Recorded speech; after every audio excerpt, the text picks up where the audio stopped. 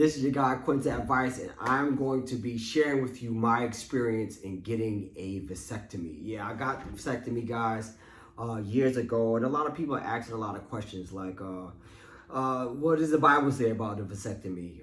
Did it hurt? Can you get it reversed? Did you start dating Ashley, who is 17 years younger than you? Because, most older women don't want kids, and Ashley's still in her childbearing age. Do older guys get vasectomies for a number of various reasons? So I want to share with you my experience at 49 years old, because I think that other videos may not discuss what the intricate details is. Like, how does this go? Like, you're about to get the big chop, right? And how do you prepare for it? This is the biggest choice that you may make in your life, or at least one of them. So what is it like getting a vasectomy, right? But first, I'm going to ask you to subscribe to this channel. If this is your first time at Quinta Advice, I'd like to say just thank you and welcome. A lot of great videos here, and what really makes them great is these are my personal experiences. These are my stories, right? I don't do it for clout. I do it so that you can learn and just grow in your faith and just love and laugh. Also, after you subscribe, like I said, a lot of people feel that I got the vasectomy and started dating Ashley because, whatever. So Ashley Epic is my co-star on Ashley Epic TikTok. So if you go to Ashley Epic TikTok, you see us there having a lot of fun. You'll see a lot about our relationship there. Once again, I'm 17 years older than her. Just having a great time. And you can go to Ashley Epic Quinta Advice YouTube. Enough about that. I want to talk to you guys about the big chop. What made me decide to get it? Where did I go? Was it recommended to me? Some people say that a vasectomy is it's like another form of birth control. So people would take that form of perspective. But for me, I would feel that if you are planning, guys, on getting a vasectomy, especially if you're with, you're with a wife, you have a significant other that, she wants kids, and maybe she doesn't want kids anymore, and that's the form of birth control that you want to use.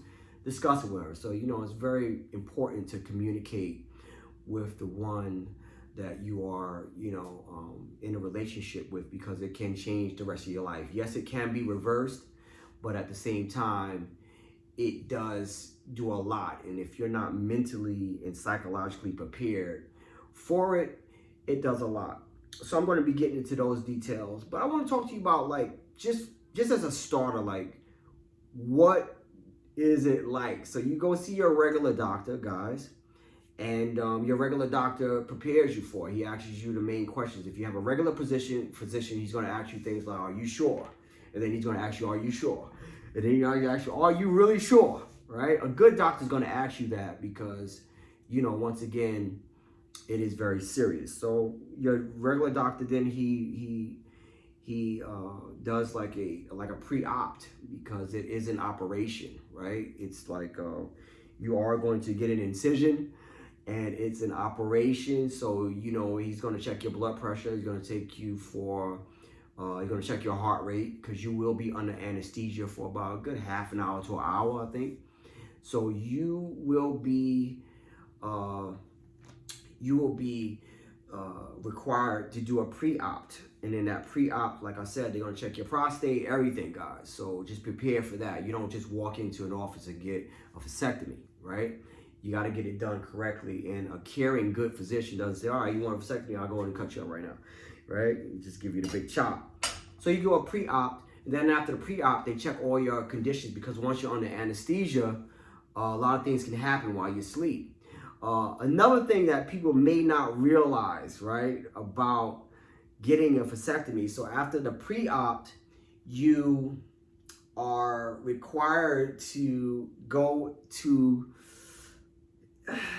a place where they provide a nice bed and a twin size bed, and they had when I went, they had a twin size bed and a TV and some at that time they had like DVDs, and you pop in a DVD, and what they want is a specimen. So they actually want you to ejaculate into a cup, like, you know, when you go give it a urine sample.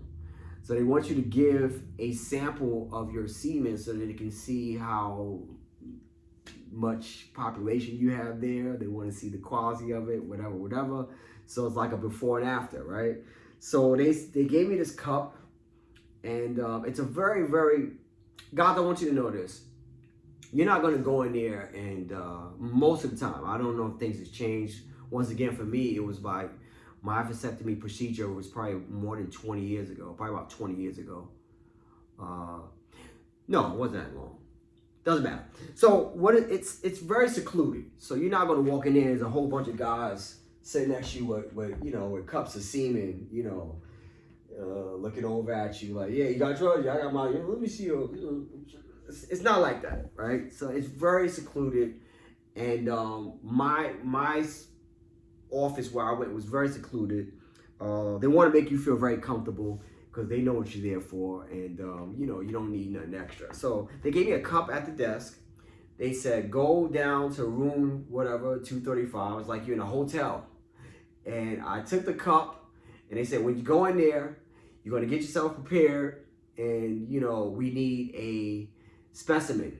We need once you ejaculate right into the cup, and you close it fast, because your semen, your sperm has to stay alive. So the faster you ejaculate, just cut it out.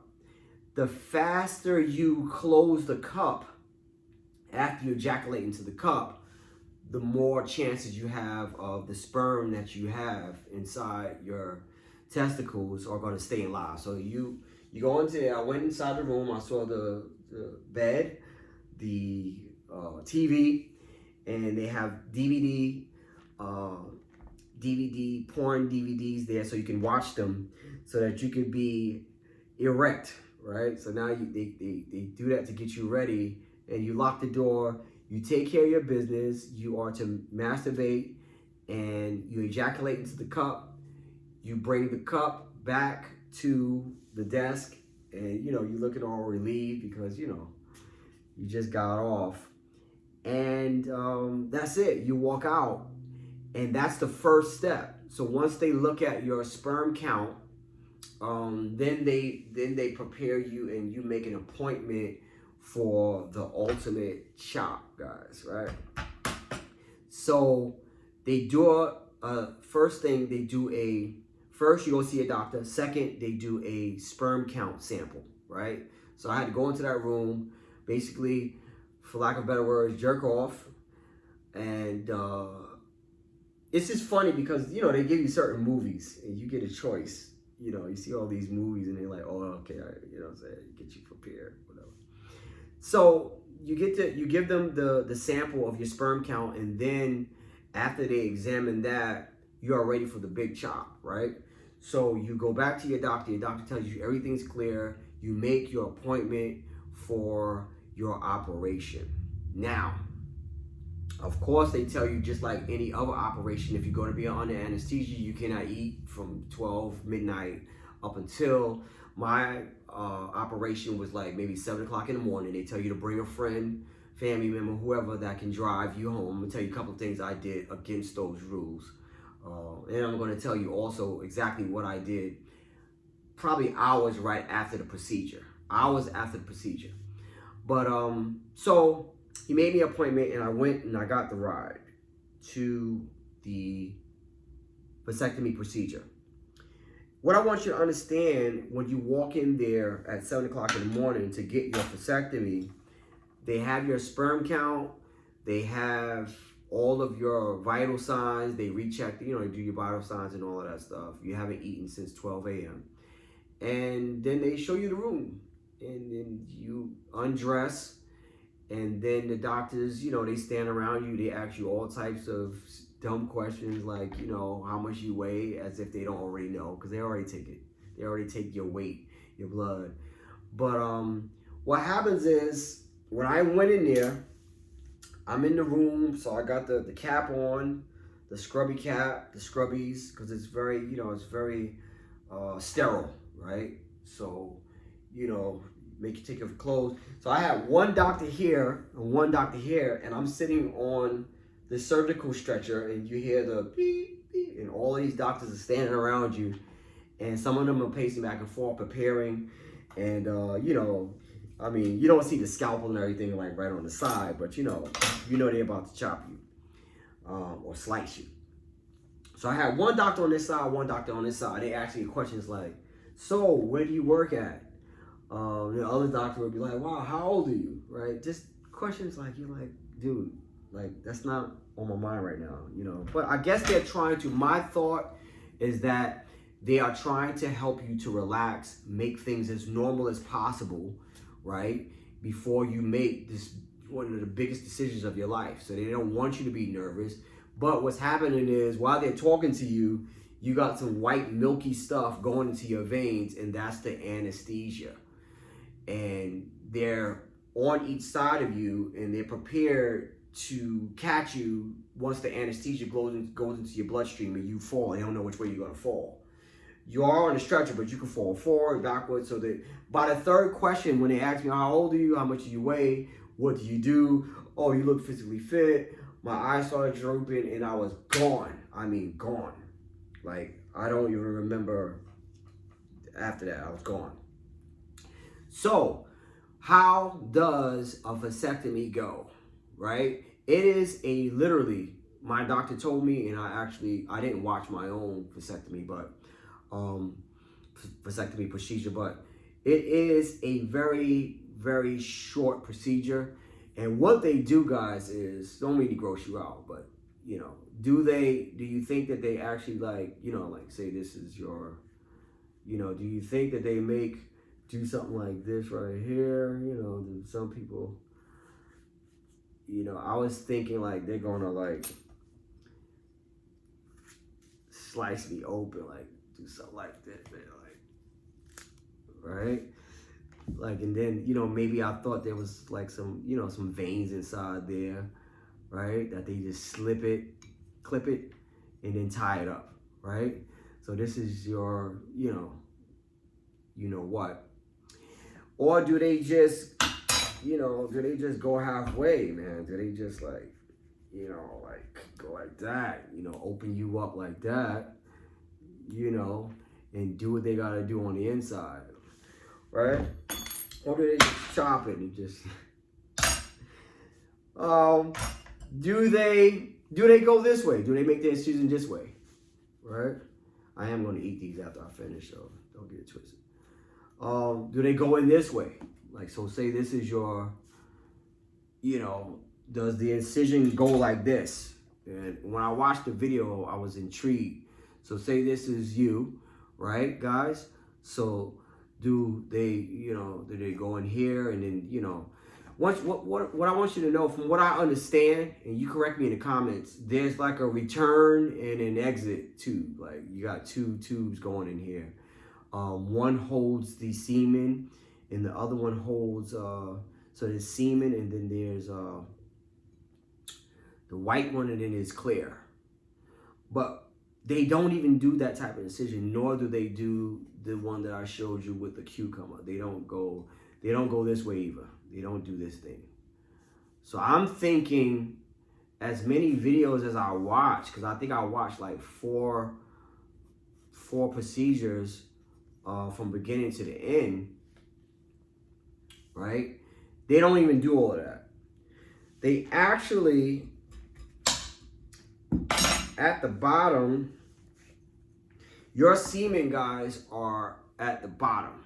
And I'm not trying to be, but I'm just showing you, I'm giving you a good visual here, because what happens is they actually go like right between here where your testicles are, right? We're being grown now.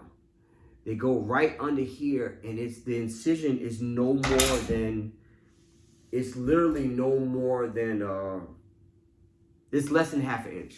The incision from, so once again, so this is your, right? I'll turn it to where the cut's not there. So if this is you guys, right? The incision is right in between here, right? As far as I can remember. No stitches at all. And they make the incision right under there. And that's where the line that transports the semen out, right? That line is there. And they actually just clip it, right? Right above the testicles. They clip that line and they either burn each side, like they either burn each side of the line. They don't do anything to the, it's nothing to do with your testicles, but it's the line that goes from the testicles up through your penis that shoots out semen. So that line that has the pre-ejaculatory, it's like a pre-ejaculatory semen, which is the most potent, where the babies come out, right? So they cut that line, and like I said, once they cut that line, they either burn each side so that, you know, the semen cannot travel out, or they kind of tie it. Now, there's a big discussion on whether, you know, even women, should I get my tubes tied, or should I burn them or cut them or whatever. You have to cut it either way. But so with me, they burned them and they cut them. So they did both. So they burn each side, they cut them, burn them, and then they tie them. So that there's no way. Your chances of being able to conceive after a vasectomy are like, I think like less than 1%. There was a football player, and let me know in the comments, guys, if you know of this football player, but I forgot. I did see the whole story. There was a football player. There is a football player. He's still alive. And it wasn't that long ago that got a vasectomy, and him and his wife still conceived after that. She actually still had a baby. So it's a small chance. I don't know if that, you know, if him conceiving after the vasectomy was a mishap on the doctor's part, or homeboy was just that magically potent. I have no idea. Well, what does the Bible say about vasectomies? What does the Bible say? Like, if you're a Christian, what should be in your conscience when you visit the idea of getting a vasectomy? Well, glad you asked. In Genesis 38:9, there is a story where a man, his name is Onan. He had sex with a woman named Tamar, and before he ejaculated, remember there were no vasectomies back then, but what Onan did, because he did not want to have babies with Tamar, he pulled out, his pull-out game was tight, and he ejaculated, and he spilled the semen onto the ground. He had sex with her on the sand. I'm saying it was Rockaway Beach or Long Beach. So Onan took Tamar to the beach, and because he didn't want to have babies by her, that's a whole biblical story. I don't want to go into it, but he didn't want any kids. So his pull-out game was serious, and he spilled the seed on the ground. Now, some people are saying that God actually dealt with Onan. I think God, I don't know if God killed Onan. God dealt with Onan not because he spilled his seed on the ground, not because he pulled out, but God wanted Onan to have kids by Tamar. God wanted Onan to have kids by Tamar. So bringing that in today's time, I deal with the fact that, did God want me to have more children instead of me getting the vasectomy at somewhat, my age was quite young. I was well into my you know, my years to where it was easy for me to have children. So I deal with that. I deal with that. I won't say on a daily basis, but once in a blue moon when I do see a little boy or a little girl, and now being in a relationship with Ashley, who is 17 years younger than me, you know, we revisit that quite a bit, and it's a little painful, I must admit. We always wonder what another little Quint would look like. What state of mind I was in when I got it, I really don't want to discuss that in this video. Maybe in the future, and what exactly made me get it. But I'll tell you in general, what made me get the vasectomy was I wanted more control of some of the consequences of my sexual life. I wanted more control. I wanted to, why did you use the condom? I didn't want to use no condom. Not going to get into that either. So the next best thing was for me to be at least responsible enough to visit my doctor, and I made the drastic decision. But yes, Ashley and I, we visit that, you know, like especially when we see younger kids, and then her being younger.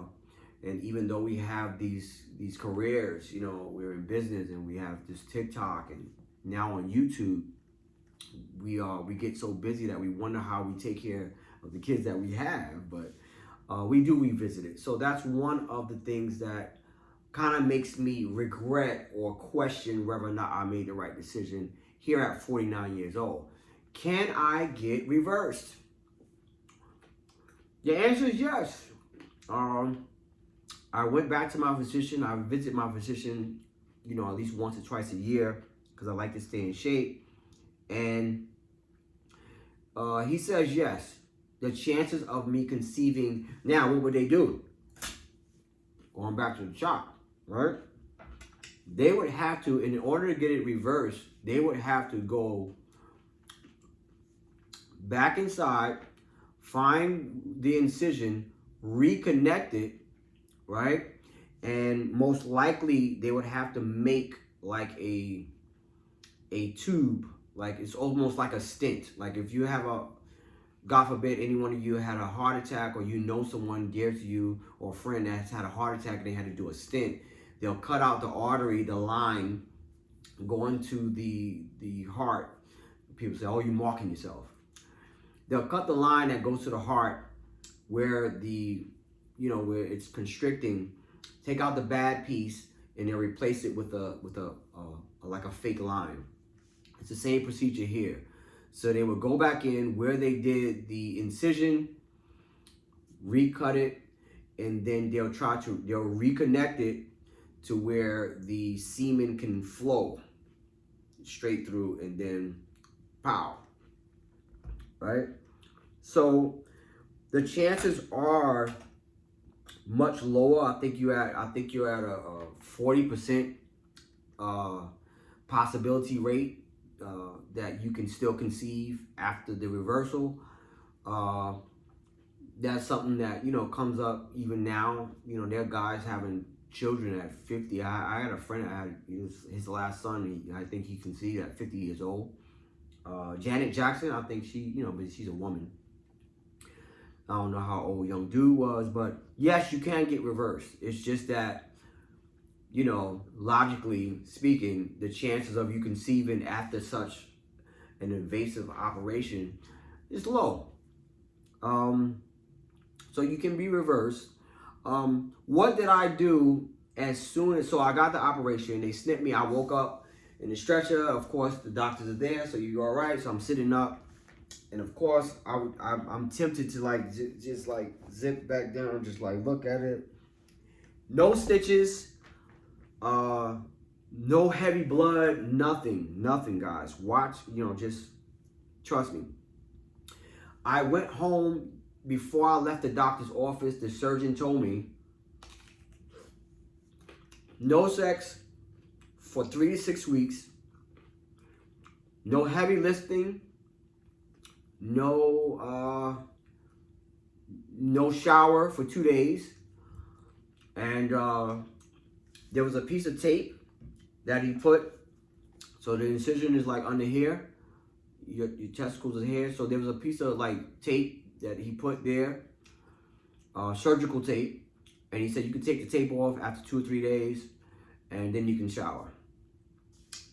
Guys, I'm going to let you in on what I did. I walked out of that office. And I wouldn't recommend you do what I'm getting ready to tell you that I did. But I did it out of fear because I thought it was over for me as far as my sex life. I went home. I took a shower against the doctor's orders. And then this was like, I don't know, I think I got the procedure probably like, I think it was like 7, 8 o'clock in the morning. I went home, I took a shower, and I think I would say like at least maybe by 5, 6 o'clock, 7 o'clock that night, I had indulged because I wanted to know, number one, would I be able to get erect? Will I be able to maintain an erection? And will I be able to still ejaculate? And will the volume still be the same? And so I did it. I didn't know what was gonna happen. I didn't know whether it was gonna be painful. You know, it was no pain after I walked out. So I actually indulged within 5 to 6, 7 hours, maybe 7 hours tops after the vasectomy operation because I was scared. And everything was the same. Everything was the same. Even though I was scared, you know, they say fear affects your ability to get an erection and stay erect. But apart from just me being concerned, everything was the same. As far as the volume of the ejaculation was the same. How can I tell? If you really do the studies on it, they'll tell you that the line that they cut is the pre-ejaculatory semen, and that's not, a lot doesn't come through that line. That's a line that they really cut. But you still do ejaculate. Everything was the same. I was happy. Of course, like most guys, as soon as I ejaculated, I went to sleep. Why do guys, I'll just give you this one for free. Let me give you Quint's advice on this one for free. Why do guys go to sleep immediately after an ejaculation? I'll just tell you this real quick. What happens is, after you ejaculate, guys, there's something in your brain that shuts off. It's not a hormone, it's a sensory nerve that kind of shuts down and it closes. And besides you just being physically tired after an ejaculation, there's something that shuts down in your brain and it causes you to go to sleep. So it's not, ladies, it's not that he doesn't care about you. It's not always that you rocked him to bed, blah, blah, blah. Maybe you did. But there's something that happens biologically in a man's brain that causes him to fall asleep almost within 5, 10, 15 minutes after an ejaculation. So I performed, I went to sleep, I woke back up. Once again, directly against my doctor's orders. Please do not do this, guys, because everybody's body is different. I'm not saying I'm Superman, but the next day, nobody at my job knew. I went to work, and I had a very, very, very, very strenuous physical job. I was a grave digger, and it was a very strenuous job. It's just no light work there. And once again, I actually went to work because I was fearful that something wouldn't work. You know, you just got the lines of life in your biological system, in your anatomy cut. So I was concerned that something would not function right. I don't know. I'm such a, you know, as much as the research as I did, that I just thought that, you know, I wouldn't be able to lift heavy. And I went to the, you know, probably about 2-3 days after that, I went to the gym, maybe quicker than that, because I thought I wouldn't be able to deadlift or something. So I went straight to work. I performed every duty that was required of me without asking my boss for any breaks or anything. I may have had sex maybe, you know, even a day or two after that, but everything was the same, guys. Everything was the same in that area. So these are the things that you need to understand that's going to happen. There's not a lot of pain. It is reversible. Your sex drive will be the same. There's nothing happens to your sex drive after a vasectomy that would, you know, it doesn't, you know, your sex drive is all based on you're not any less of a man. Your sex drive is based on your testosterone, your God-given desire to have sex, right? And just because you do something to your anatomy in that area, it does not change a bit. I just have now, at 49 years old, what I do have is a peace of mind in that area. Of course, protection is important, guys. So if you're planning on getting a vasectomy, don't just go out there like bang bang shoot them up. I think that was irresponsible, so I'm not condoning that. That's something that you should discuss.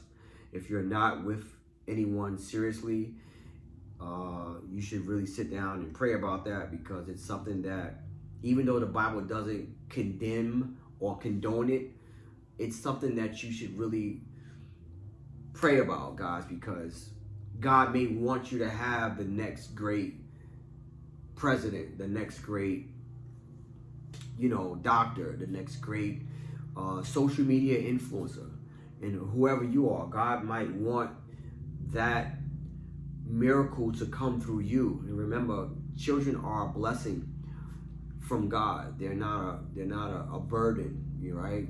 As like most people would say they are today.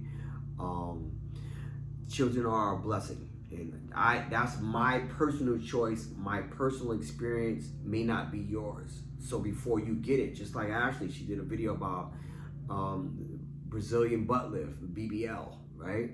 A lot of young ladies that were considering getting a BBL commented in the comment section on Ashley Epic YouTube and said, you know what?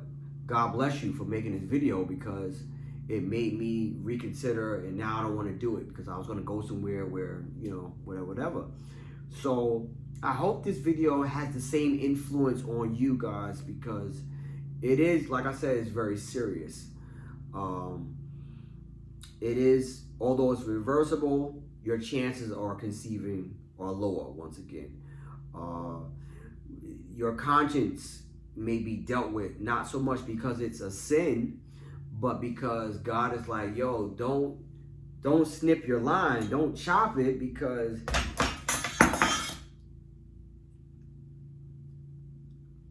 you might mess up your life.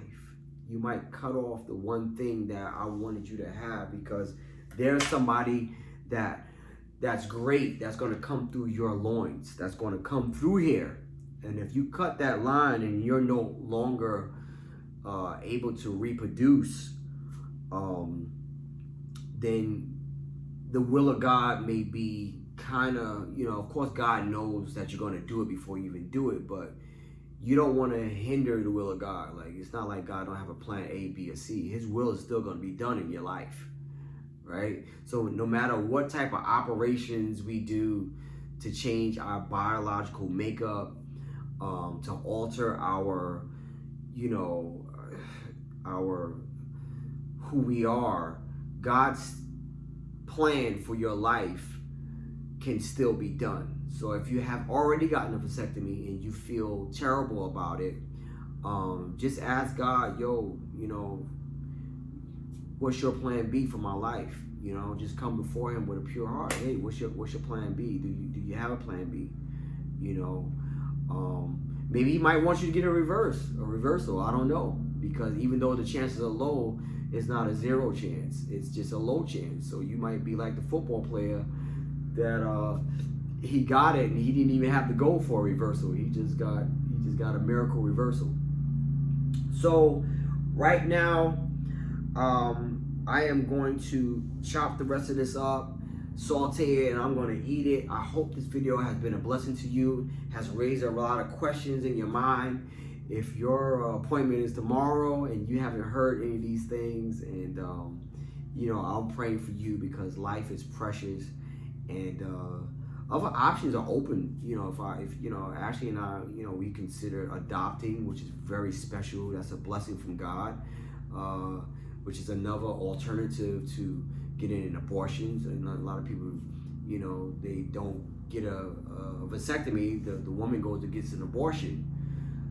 But, you know, rather than getting an abortion, you know, maybe you can, you know, let somebody adopt a child. So with me getting a vasectomy, one of my other options now is to get, you know, if I want, I can adopt a child. I have 3 beautiful daughters at the time, but you just never know. So God bless you. This is your guy, Quince Advice. They're cutting the grass outside. I just cut up this eggplant, and I'm going to eat it. God bless you, Quince Advice.